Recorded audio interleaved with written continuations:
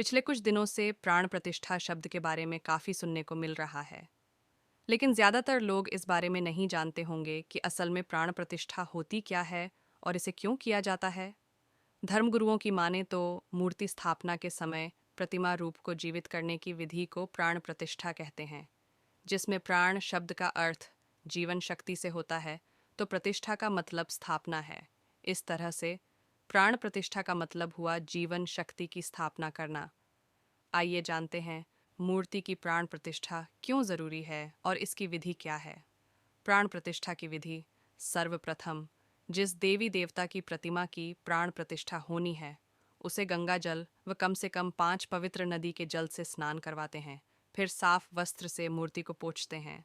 फिर प्रतिमा को नवीन वस्त्र धारण करवाते हैं। फिर मूर्ति को आसन पर विराजमान करके चंदन का लेप लगाते हैं।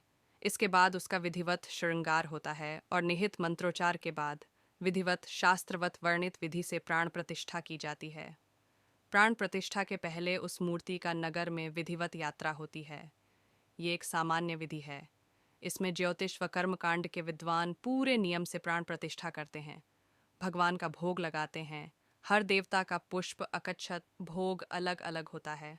प्राण प्रतिष्ठा का महत्व। बिना प्राण प्रतिष्ठा के मूर्ति की पूजा नहीं होती। जिस भी देवता या भगवान की प्राण प्रतिष्ठा होती है, वह विग्रह सीधे उस देवता या भगवान के जैसा उसी स्वरूप व एकदम वैसा ही आवतारिक स्वरूप हो जाता है।